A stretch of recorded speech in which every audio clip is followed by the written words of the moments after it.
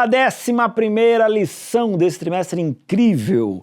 E nós vamos falar hoje a respeito da A Última Tirania.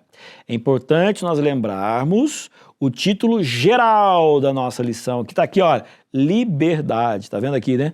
Liberdade, liberdade, liberdade. Esse é o tema principal, porque essa semana a gente vai conversar bastante a esse respeito, tá bom? Na lição de hoje, vem trazendo uma análise interessante. Antes disso, lembra que semana passada eu falei que a gente tem que ter um santo orgulho da Igreja Adventista por defender algumas pautas, entre elas, desde o início, ser contra a questão da escravidão. Isso aí é uma questão interessante, né? E nós, como adventistas, nós também defendemos a liberdade religiosa, desde sempre, desde sempre.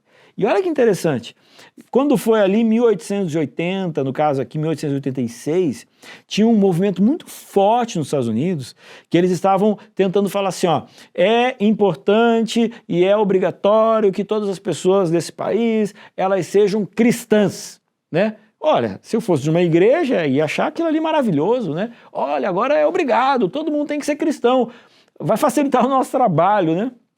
Essa é uma visão. A outra visão é, não, a gente tem que pregar e a pessoa tem que ter direito de aceitar ou não. Ela tem que ter direito da opção. Ela tem que ter liberdade para opinar ou não, para aceitar ou não. E esse foi o entendimento da Igreja Adventista. Aí no finalzinho da lição de domingo diz assim, olha, eles não só publicavam, né? Quem? Essas pessoas que estavam falando ali, que eram os editores-chefes, tal, de várias revistas da Igreja Adventista, eles não só publicaram artigos defendendo a separação entre igreja e Estado. Por quê?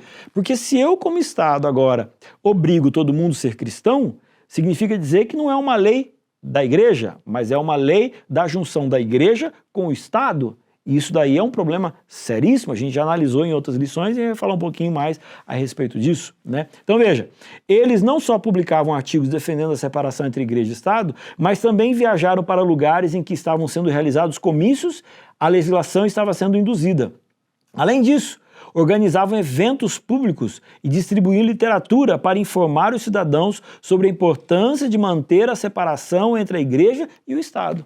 Então, a Igreja Adventista do Sétimo Dia sempre acreditou em liberdade de escolha, liberdade de culto, ok? E também a separação entre a igreja e Estado. Isso faz parte do DNA da Igreja Adventista do Sétimo Dia.